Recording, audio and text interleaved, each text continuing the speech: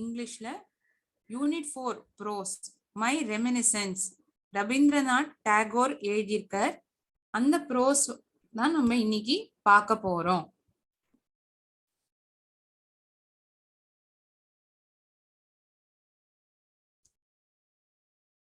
My reminiscences by Rabindranath Tagore. மை ரெமினிசன்ஸ்னா என்ன? கடந்த கால நினைவுகள், மெமரிஸ் அப்படின்னு சொல்றோம் இல்லையா, நினைவுகள். அத பத்தி டாகோர் அவர் எழுதியிருக்கார். இந்த ப்ரோஸ பாக்குறதுக்கு முன்னாடி ரவீந்திரநாத் டாகோரை பத்தி நம்ம கொஞ்சம் தெரிஞ்சுக்கலாம்.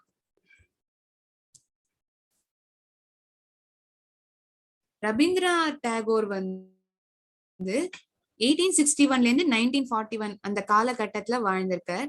இவர் வந்து ஒரு Nobel prize winning Bengali poet. So இவர் முக்கியமா நம்ம பாக்குறோம்னா பெங்காலி போயட். இவர் வந்து ஒரு பெங்காலி போயட், ஆத்தர், ஒரு நூலாசிரியர், பிலாசபர் அப்படின்னா தத்துவவாதி, ஆர்டிஸ்ட் அப்படின்னா ஒரு கலைஞர், அண்ட் எடுகேட்டர் who wrote கீதாஞ்சலி. இந்த நூல் கீதாஞ்சலிங்கிற இது வந்து ரொம்ப பிரசித்தமா இருந்தது. இது வந்து அவர் 1912 எழுதியிருக்கார். My reminiscences was written and published in his 50th year. தன்னுடைய 50வது வருஷத்துல எழுதப்பட்டிருக்கு. Shortly before he started on a trip to Europe and America for his failing health in 1912.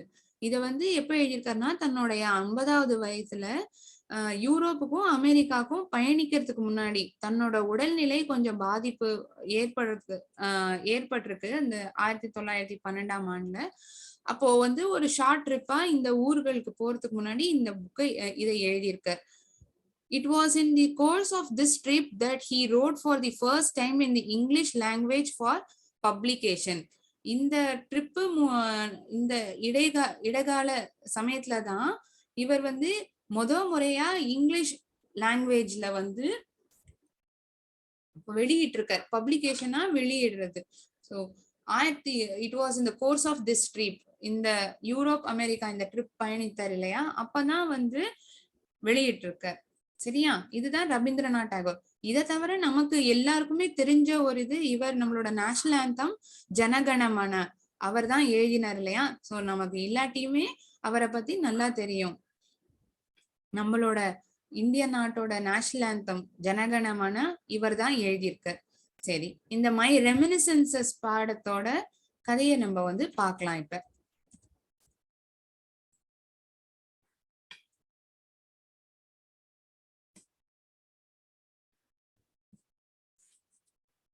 when I returned home from the outset of my second voyage to England.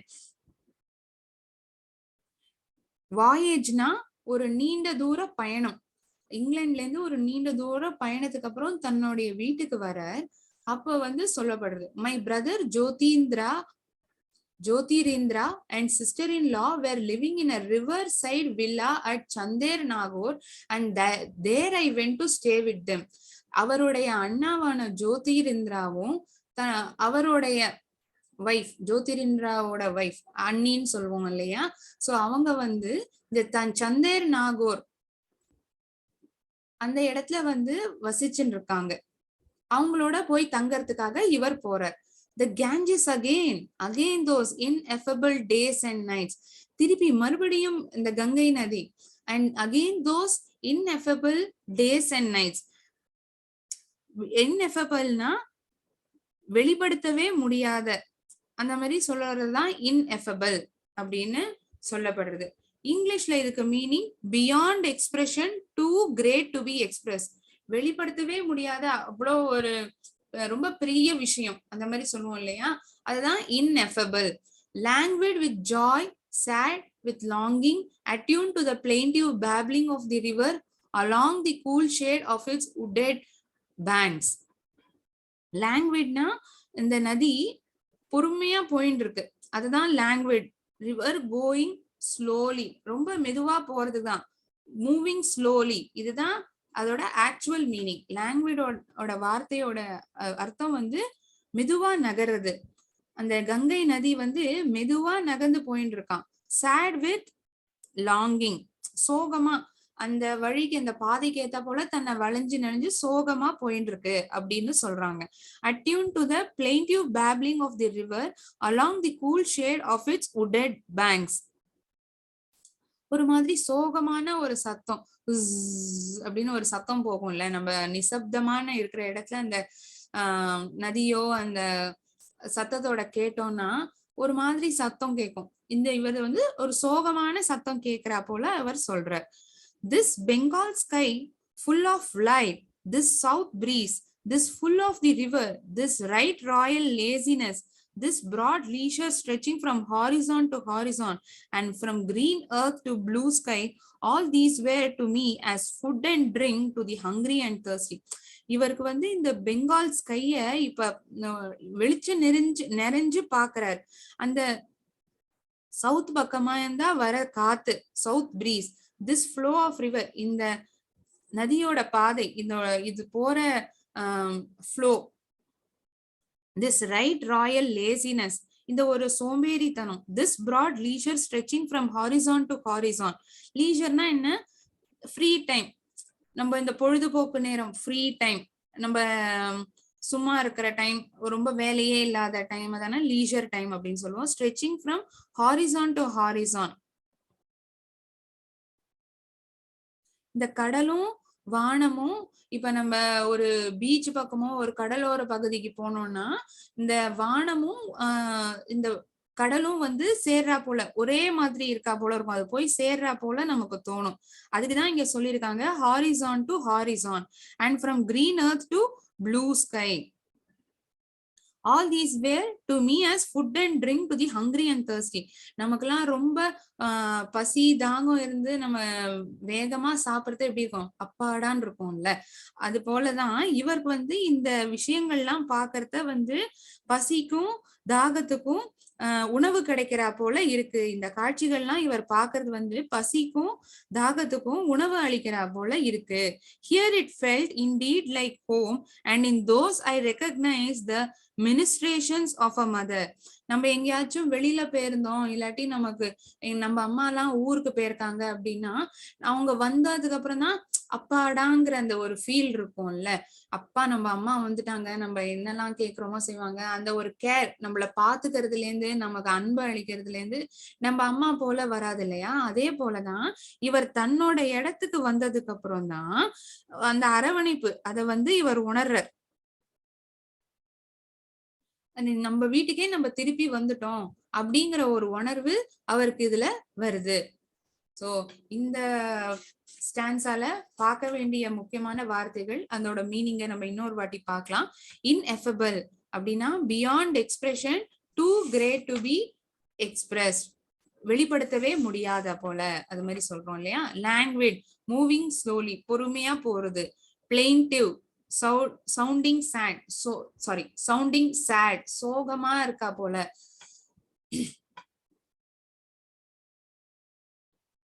மினிஸ்ட்ரேஷன்ஸ் அப்படின்னா the act of helping or caring.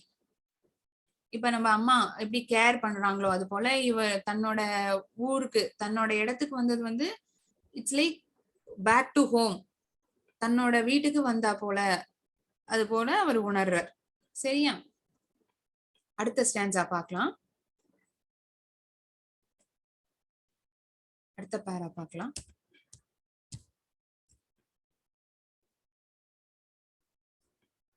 That was not so very long ago, and yet time has wrought many changes. Wrought-na caused, அது வந்து கொடுத்திருக்கு. caused many changes அப்படின்னு சொல்லலாம். wrought-ங்கரோட அர்த்தம் வந்து caused.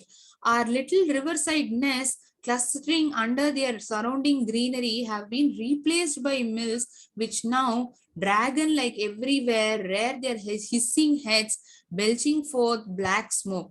முன்னாடி ரொம்ப பசுமையா இருந்திருக்கு. இந்த நதியோரமா இருக்கிற இந்த கூடுகள்லாம் கட்டியிருக்கோம் இல்லையா பறவைகள், அப்புறம் ஒரு கூட்டமா பசுமையா வந்து நல்ல கிளஸ்டர்னா ஒண்ணுக்கு ஒண்ணு நெருக்கமா கூட்டமா, ஃபார்மிங் அ குரூப், அது போலதான் அதோட அர்த்தம் பாக்குறோம். ஃபார்மிங் அ குரூப், இந்த பசுமையா இருந்த இடம் வந்து இப்ப எதால மாத்தப்பட்டிருக்குன்னா mills which now dragon like everywhere rare their hissing heads belching forth black smoke. இப்ப அதெல்லாம் வந்து இந்த பசுமையான இடங்கள்லாம் மில்ஸால நிரப்பப்பட்டிருக்கு. அதுல இருந்து வெளியே வர புகை வானத்தையே தொடுறது. அந்த பெல்ச்சிங்னா அந்த ஒரு மாதிரி புகையா சூழ்ந்திருக்கு.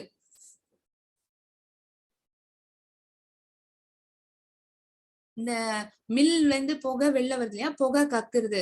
சோ அதுல இருந்து புசு புசு புசுன்னு அப்படியே புகை மேல மேகத்துக்கு வந்து போயிட்டே இருக்கு. சோ பசுமையான இருந்த இடங்கள்லாம் இப்ப மில்லா மாறி போயிடுது. அதுல இருந்து புகையா வெளியேறிண்டே இருக்கு. Black smoke, belching forth black smoke.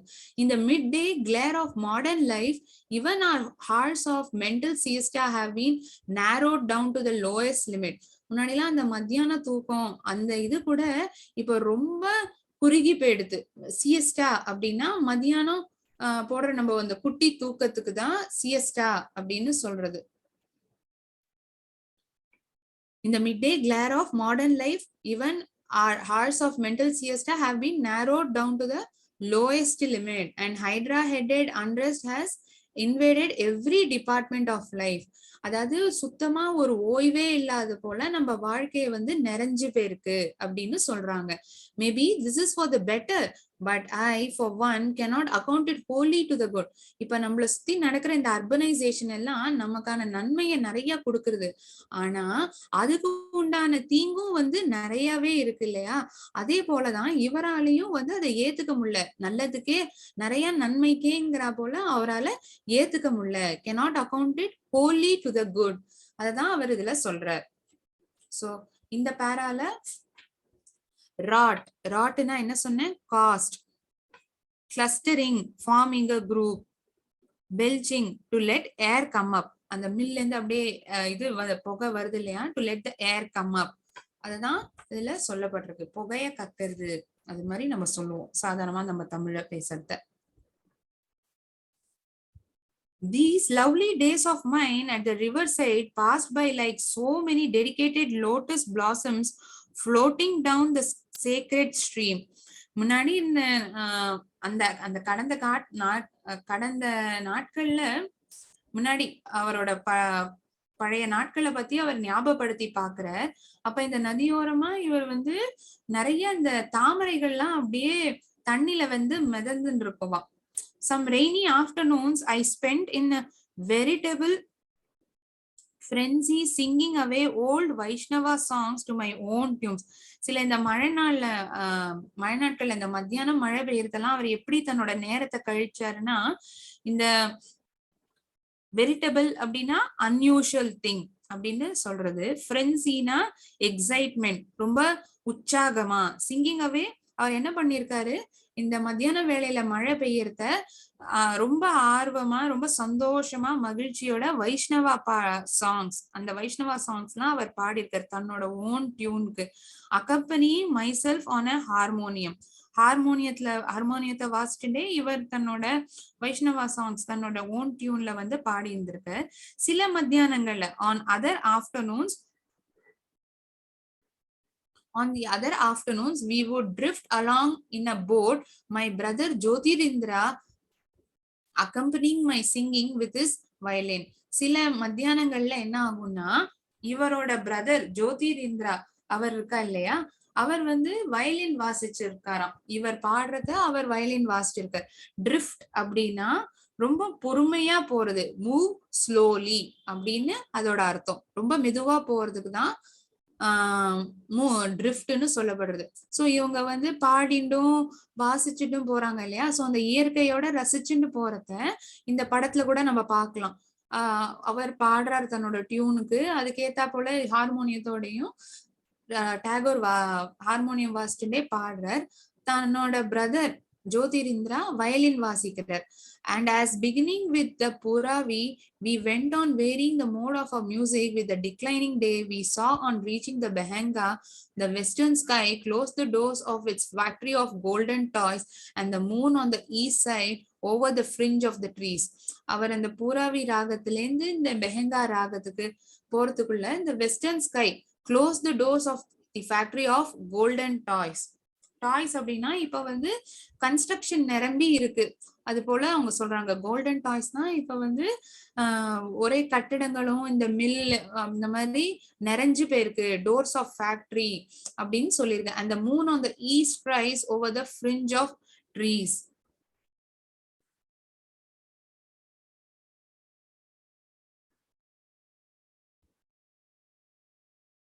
ஃப்ரிஞ்சுனா edge, நுனியில அந்த மாதிரி சொல்லுவோம்ல, முனையில. சோ அததான் வந்து fringe of the trees and the moon on the east rise over the fringe of the trees. அந்த மரங்கள் பின்னாடி அந்த முனையில இருந்து இந்த மூன் வெள்ள வரா போல அப்படின்னு வருதுல சொல்றார். சோ வெரிட்டபிள்ங்கிற ஒரு புது வார்த்தை தான் இதுல நம்ம பார்த்திருக்கோம். வெரிட்டபிள்னா மோர் எக்ஸைட்டிங்.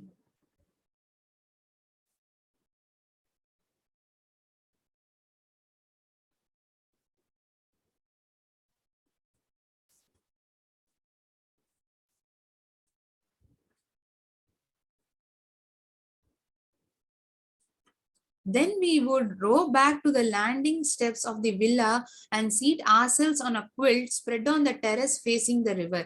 See, அப்புறம் கொஞ்ச நேரம்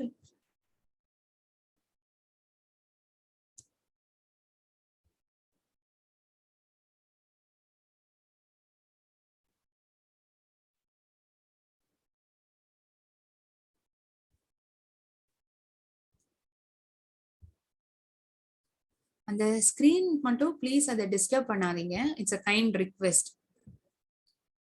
The villa we were living, then we would row back to the landing steps of the villa and seat ourselves on a quilt spread on the terrace. Quilt அப்படின்னா ஒரு bed மாதிரியான ஒரு இது. So அத வந்து அவங்க விரிச்சு டெரஸ்ல உட்காந்துப்பாங்களாம். டெரஸ் தான் என்ன, மாடி. மாடியில வந்து இந்த நதியை நோக்கி நதியை பார்த்து உட்கார்றா போல உட்கார்ந்து இருக்காங்க. படி ஏறி, இந்த வில்லாவோட படி ஏறி மாடியில வந்து இந்த பெட்டை விரிச்சு ரிவரை பார்த்து உட்காரா போல உட்கார்ந்துருக்காங்க. By then a silvery peace rested on both land and water. Hardly any boats were about. The fringe of trees on the bank was reduced to a deep shadow. அந்த fringe of the trees இருக்கு இல்லையா, அந்த முனை, அது கூட இப்போ வந்து ஒரு ஷேடோவா ஆனா போலயே, நிழல் ஆனா போலயே தோற்றம் அடிக்கிறது. And the moonlight glimmered over the smooth flowing stream. கிளிமர்ட் அப்படின்னா ஷைன், ஷைனிங்னு சொல்றது. சோ அந்த மூன் லைட் கூட இப்போ வந்து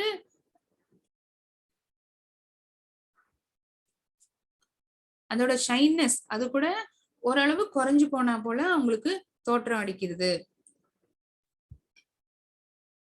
The villa we were living in was known as Moran's garden. இவங்க தங்கியிருந்தாங்க இல்லையா இந்த வில்லா, இந்த சந்தர் நாகூர்ல, இவரோட அண்ணாவும் அண்ணியும். அந்த வில்லாவோட பேர் வந்து மோரான்ஸ் garden.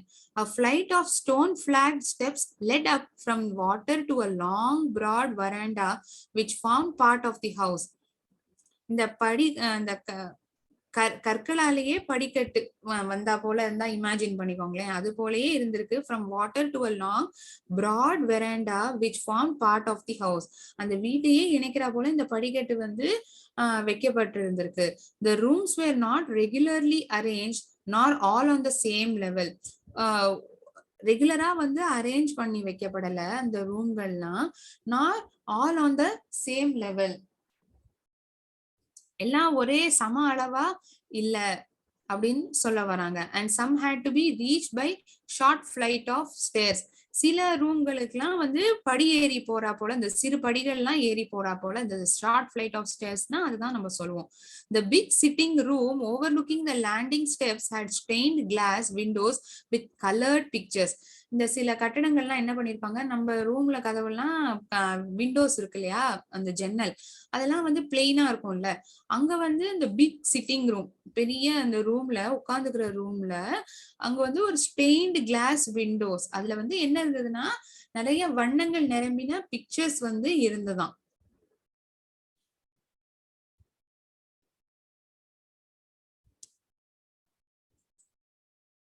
One of the pictures was of a swing hanging from a branch half hidden in dense foliage. அதுல இருக்கிற ஒரு படம் வந்து ஒரு ஊஞ்சல்.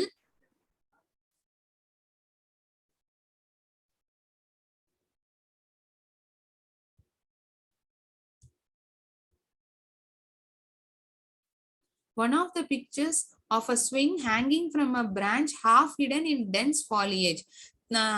பச்சை பசேன்னு அந்த நிரம்பி நெருக்கமா இருக்கிறது தான் டென்ஸ் ஃபாலியேஜ் அப்படின்னு சொல்லுவோம். அண்ட் இந்த checkered light and shade of this bower 2 persons were swinging. Ma'am ஒரே நிமிஷம் ரெக்கார்டிங் பாஸ் பண்றேன். ஓகே, பாஸ் ஸ்டார்ட் பண்றேன்.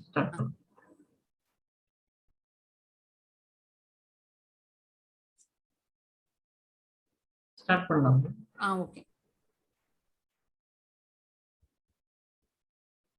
One of the pictures was of a swing hanging from a branch half hidden in dense foliage, and in checkered light and shade of this bower 2 persons were swinging. அந்த ஸ்விங்ல அந்த ஊஞ்சல்ல வந்து ஹேங்காரா போல ஒரு picture இருந்ததுன்னு சொன்னேன்னா, அது வந்து எப்படி இருந்தா half hidden in dense foliage, இந்த பசுமையான இதுல வந்து பாதி மறைஞ்சின்னு இருக்கிறா போலையும், and in the checkered light and shade of this bower 2 persons were swinging, and there was another of broader flight of steps leading into some castle-like palace up and down, which men and women in festive garb were going and coming. இந்த படம் வந்து இருந்தது, இந்த ஜன்னல்ல pictures இருந்ததுன்னு சொன்னாங்க இல்லையா. So ஒண்ணு வந்து இந்த ஸ்விங் வந்து பாதி மறைஞ்சிட்டு இருக்கிறா போலையும், இன்னொன்னு வந்து அண்ட் இந்த செக்கர்ட் லைட், இந்த செக்கர்ட் லைட்னா இந்த லைட் போயிட்டு வர இதுல வந்து shade of this bower 2 persons were swinging. அந்த ஊஞ்சல்ல வந்து 2 பேர் வந்து ஆடின்னு இருக்காங்க. And there was another of broad flight of steps leading into some castle like palace. இன்னொரு பிக்சர்ல வந்து எப்படி இருக்குன்னா, சில படிக்கட்டி அது வந்து ஒரு பேலஸ் நோக்கி பேலஸ வந்து சேர்றா போல அப்படி காட்டுறது. some castle like palace. ஒரு பிக்சர்ல வந்து 2 பேர் ஊஞ்சல் ஆடின்னு இருக்கா போல, அந்த ஊஞ்சல் வந்து மரக்கிளையில இருந்து தொங்குறா போல இருக்கு. இன்னொரு பிக்சர் வந்து broad flight of steps leading into some castle like palace up and down, which men and women in festive garb were going and coming.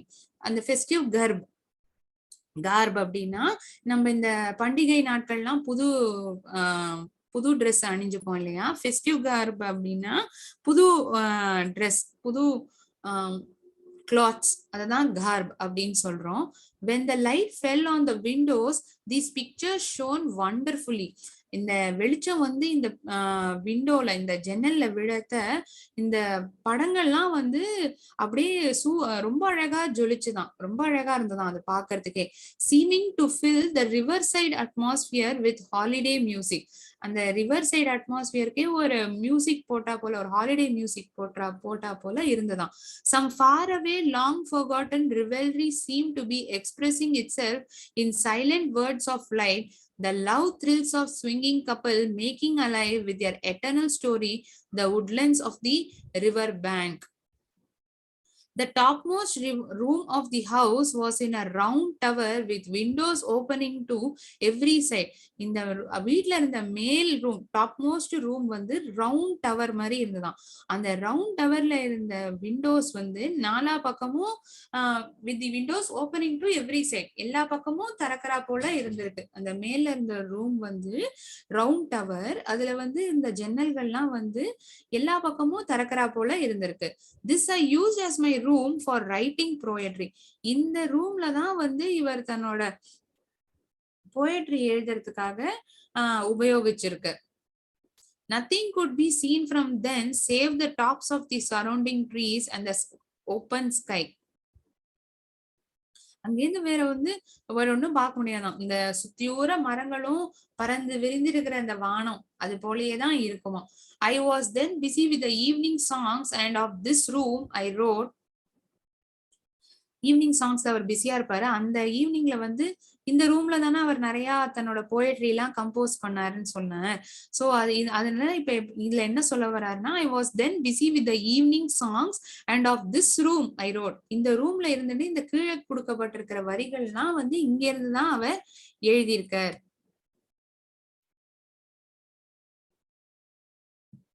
There were in the best breast of limitless place, clouds are laid to sleep. I have built my house for thee, O poesy.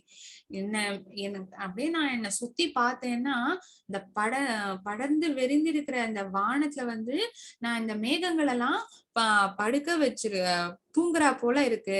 நான் வந்து இந்த வீடை வந்து எது கட்டியிருக்கேன்னா இந்த poetry எழுதுறதுக்காக கட்டப்பட்டிருக்கு அப்படின்னு அவர் இந்த 2 லைனையும் சொல்றார். இதுவும் அவரோட அவர் எழுதியிருக்கிற 2 லைன். இந்த இடத்துல தான் இந்த போயம் இதை எழுதியிருக்கார். அதுல வந்து சூசியா இந்த 2 லைனை வந்து குறிப்பிட்டு சொல்லியிருக்கார். சோ இந்த பேரால கொடுக்கப்பட்டிருந்த ஒரு புது வார்த்தை என்னன்னா கர்ப் அப்படின்னா கிளாத்ஸ் அப்படின்னு சொல்லுவோம்.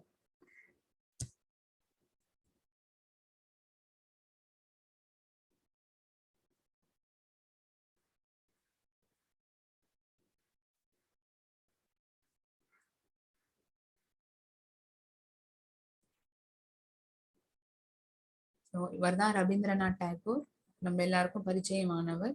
ஜனகணமனா அவர் தான் எழுதினார்ங்கிறத நான் சொன்னேன். அப்புறம் நிறைய நூல்கள்லாம் எழுதியிருக்கார். கீதாஞ்சலி வந்து ரொம்ப பிரசித்தமானது. நிறைய நோபல் பிரைஸும் இவர் வின் பண்ணியிருக்கார். இவர் பேசிக்கா பார்த்தோம்னா ஒரு பெங்காலி போயட். இந்த வார்த்தைகள்லாம் நம்ம கிளாசரி செக்ஷன்ல கொடுக்கப்பட்டிருக்கு. நம்ம பாடம் பாக்குறதையும் இதை டிஸ்கஸ் பண்ணோம். இன்னொரு வாட்டியும் நம்ம இதை ரிவைஸ் பண்ணலாம். இன்எஃபபிள் அப்படின்னா வெளிப்படுத்தவே முடியாத அளவுக்கு ஒரு ரொம்ப சந்தோஷமா ஒரு beyond expression, too great to be expressed, இதுதான் இதுக்கான அர்த்தம். லாங்குவேஜ் அப்படின்னா மெதுவா போறது, மூவிங் ஸ்லோலி. பிளெயின்டிவ் அப்படின்னா சவுண்டிங் சேட், ரொம்ப சோகமான சத்தம் அது மாதிரி.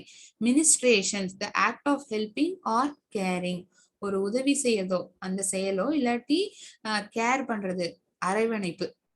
ராட், காஸ்ட், அதுதான் அதுக்கான அர்த்தம், இதுதான் அதுக்கான காரணம். Clustering, farming a group. Belching, to let air come up, இந்த புகையெல்லாம் வெளியில வருது அந்த மில்ல, அந்த சூழ்நிலையில தானே இந்த வார்த்தை வந்தது. So to let the air come up, மேல வந்துட்டே இருக்கு. வெரிட்டபிள், மோர் எக்ஸைட்டிங். கர்ப், க்ளோத்ஸ்.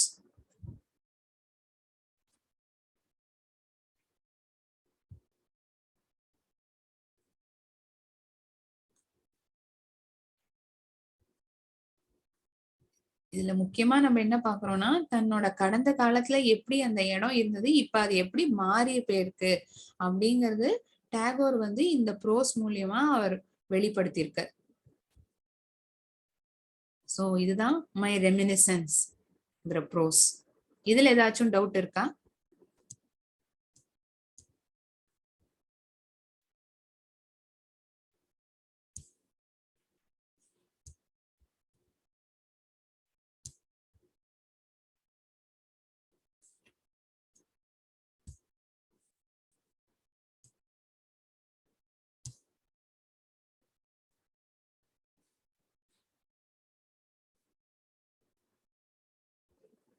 கிளாஸ நிப்பாட்டிக்கிறேன். அடுத்த கிளாஸ்ல இன்னொரு டாபிக்கை நம்ம வந்து பார்க்கலாம். வாழ்க பாரதம், வெல்க தமிழகம். நன்றி, வணக்கம்.